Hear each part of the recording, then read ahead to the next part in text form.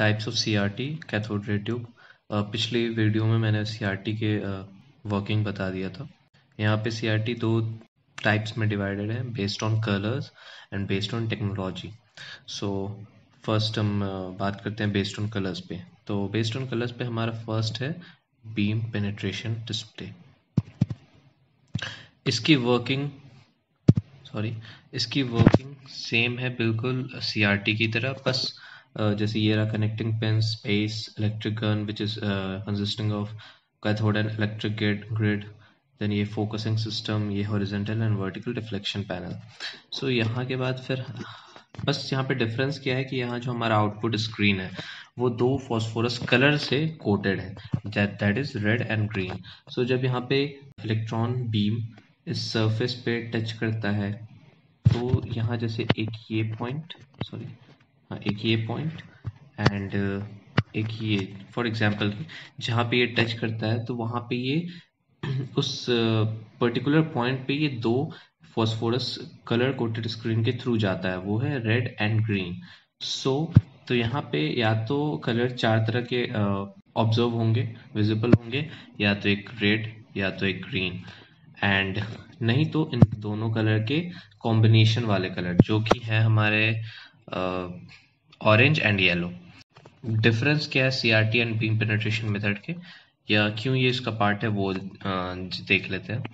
Working हमारा CRT की तरह सेम है, इसलिए यहाँ पे सिर्फ चेंज होगा, वो होगा आउटपुट स्क्रीन में, जो कि हमारा फॉस्फोरस स्क्रीन दो कलर से कंबाइंड है, दो कलर से कोटेड है, इसलिए यहाँ पे जब इलेक्ट्रॉन फॉल्स करेगा तो हमारा आउटपुट स्क्रीन कलर्ड विजिबल होगा। ओके, पहले हमारा जो नॉर्मल सीआरटी था उसमें सिर्फ ब्लैक एंड वाइट होता था, यहाँ पे हमारा ये कलर्ड आउटपुट विजिबल होगा।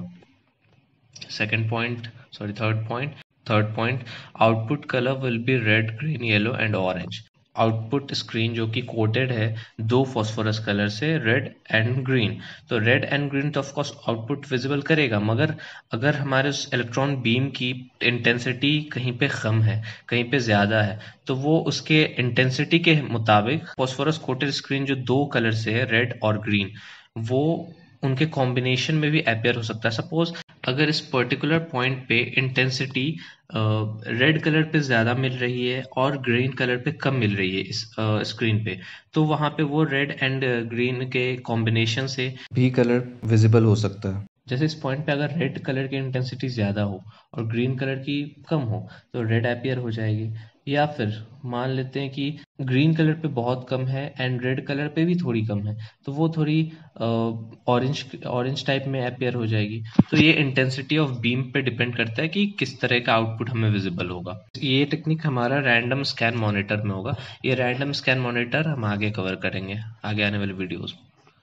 डिसएडवांटेज हमें इसमें क्या मिलता है कि ये सिर्फ लिमिटेड कलर्स, मतलब इसमें हम कलर्ड आउटपुट तो जरूर हमें मिल रहा है, जैसे नॉर्मल सीआरटी में हम सिर्फ ब्लैक एंड व्हाइट मिलता है, मगर इसमें कलर तो जरूर मिल रहा है, मगर सिर्फ चार कलर्स, हमें लिमिटेड कलर्स आउटपुट में मिल रहे हैं।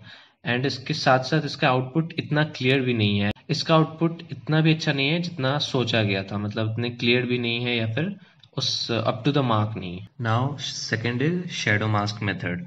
अभी हमने फर्स्ट वाले बीम पेनिट्रेशन मेथड में देखा कि हमें जब कलर्ड आउटपुट चाहिए था तो हमने फॉस्फोरस स्क्रीन पे रेड एंड ग्रीन कलर से कोट कर दिया था, मगर इससे हमें कुछ खास फायदा नहीं हुआ क्योंकि हमें लिमिटेड अमाउंट ऑफ कलर्स मिले। तो हमें ह्यूज अमाउंट ऑफ कलर्स चाहने के लिए हमने इस बार शेडो मास्क मेथड का यूज किया, एंड इसमें हमने 3 colours of electric gun use किया, हमने रेड, ब्लू एंड ग्रीन। सो इससे फिर हमने इस तीनों के बीम को हमने एक शेडो मास्क के थ्रू पास करा है। शेडो मास्क में क्या है, ये एक इनवेयर मटेरियल से बना है जो कि आयरन एंड निकल का अलॉय है, एंड इसके बीच एक रैंडमली कहीं कहीं पे होल्स हैं जिसके थ्रू ये इलेक्ट्रॉन बीम पास होता है, एंड देन ये फिर इस फॉस्फोरस स्क्रीन पे फॉल होता है। तो जिस भी पॉइंट पे ये फॉल होता है वो यहाँ हमने इसे मैग्निफाइड करके दिखाया है कि यहाँ पे जब ये फॉल होता है तो वो उस पर्टिकुलर पॉइंट पे ये red colour, blue colour and green colour के कॉम्बिनेशन में प्रेजेंट होता है। So in this way variety of colours produced होते हैं। तो इसके की पॉइंट्स देख लेते हैं। की पॉइंट्स में पहले तो working, the three electric colored gun become beams passes through the shadow mask and falls on the phosphorus screen, make the screen visible. So basic वही, जब यहाँ पे 3 colored gun beams उस shadow mask के through pass करते हैं and phosphorus screen पे fall करते हैं तो हमें स्क्रीन विजिबल हो जाता है। ये इनका बेसिक वर्किंग ये है। फिर उसके बाद 3 बेसिक कलर्स आर यूज्ड। इसमें 3 बेसिक कलर्स यूज्ड हुए हैं, red, blue and green, but variety of colours are formed through varying. हाँ, अब जैसे मैंने पिछले वाले बीम पेनिट्रेशन में भी बताया था कि हम कलर्स की इंटेंसिटी बढ़ाकर या घटाकर, या जितने भी इंटेंसिटी जिस कलर पे यूज होगी उसके ऑफ कोर्स वो वोल्टेज जितना हम अप्लाई करेंगे उसके ऊपर डिपेंड करता है। तो उसके थ्रू ये मैटर करेगा, इसके थ्रू ये डिपेंड करेगा कि कौन सी कलर विजिबल होगी, हमें कौन सी कलर एज एन आउटपुट आएगी। जैसे इस एग्जांपल में आरजीबी की तीनों इंटेंसिटी बहुत सही जा रही है, फिर रेड की इंटेंसिटी होती है लेकिन बाकी दोनों की नहीं, तो देखे फिर हमें आउटपुट ऐसा कलर मिल जाएगा। तो कहने का, अगर ब्लू और ग्रीन की इंटेंसिटी कम थी तो हमें ऐसा मिला, अगर रेड की कम होती, उन दोनों की ज़्यादा होती तो हमें कोई और कलर मिलता। थर्ड पॉइंट, ये टेक्निक हमारा रास्टर स्कैन सिस्टम में होता है। ऑफ कोर्स मैं random scan system and raster scan system अपने नेक्स्ट वीडियो में उन दोनों को डिस्कस कर लूँगा। एंड द फोर्थ पॉइंट, अब जैसे मैंने लास्ट बीम पेनिट्रेशन मेथड में बताया था कि उसकी डिसएडवांटेज थी कि वो इतने गुड आउटपुट, या फिर बोलूँ तो जितना आपने एक्सपेक्ट किया उस लेवल का वो आउटपुट नहीं दे पा रहा था। मगर इस वाले मेथड में हमें high resolution of coloured output हमें मिल रही है। सो जो कि ऑफ कोर्स एक अच्छी एडवांटेज भी है।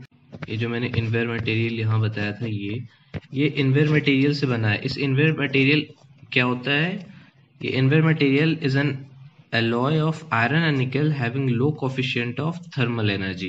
Thermal energy का लो कोफिशिएंट होता है invar material, use to control expansion. ये एक्सपैंड होने से कंट्रोल करता है। जो एग्जांपल पे टर्निंग फॉक है, वो टर्निंग फॉक भी जब हम यूज करते हैं तो वो एक्सपैंड ना हो जाए ज्यादा, या उसमें कुछ चेंजिंग ना आने लगे उसकी साइज में, इसलिए वो इनवेयर मटेरियल का यूज होता है। यहाँ पे इनवेयर मटेरियल क्यों यूज किया गया है? क्योंकि जब ये इनवेयर मटेरियल से बना है एंड ऑफ कोर्स जब ये बीम यहाँ से पास हो रहा है, सो ये कुछ बीम मतलब कुछ इलेक्ट्रॉन्स हमें फुल्ली पास नहीं होके इस यहाँ पे या फिर इस खाली जगह पे, ये जो शेडो मास्क है इस पे स्ट्राइक करेंगे। तो उनका क्या, अगर वो स्ट्राइक करेंगे तो ऑफ कोर्स अगर ये नॉर्मल मेटल होता शेडो मास्क या फिर कोई और ऐसा, तो वो एक्सपैंड होता है या कॉन्ट्रैक्ट होता है, या फिर ये हो सकता है कि ये मैटर एक्सपैंड होता है और ये होल्स कॉन्ट्रैक्ट होने लगते हैं। तो फिर इसमें प्रॉब्लम्स होती कि शायद ये 3 बीम की जगह 2 ही बीम जा पा रहे हैं, या फिर शायद जा ही नहीं पा रहे हैं, ऐसा कुछ भी ब्लॉक हो जाता है ऐसा। तो इस प्रॉब्लम्स को कंट्रोल करने के लिए यहाँ पे ये शेडो मास्क इनवेयर मटेरियल का बनाया गया है, जो कि हीट का बहुत लो कोफिशिएंट है। तो ये बहुत लंबे टाइम तक हीट को ऑब्जर्व करता रहेगा एंड इसकी वजह से इस शेडो मास्क में कोई चेंजिंग नहीं आएगी, इसकी साइज में चेंजिंग नहीं आएगी, जिसकी वजह से तीनों इलेक्ट्रॉनिक बीम आराम से पास हो पाएंगे एंड फोस्फोरस स्क्रीन पे फॉल होकर एमिट करेंगे, जो कि हमें विजिबल हो पाएगा। एंड इससे हम huge amount of colours visible दोस्त देख सकते हैं, जो कि हमारे टेलीविजन, ओल्ड टाइम टेलीविजन या फिर ओल्ड फैशन जो सीआरटी वाले हमारे कंप्यूटर्स आते थे उसमें यूज भी होता था। So this is shadow mask method and ये हमारा बेस्ड ऑन कलर्स सीआरटी हमारा कंप्लीट हो गया। Thank you.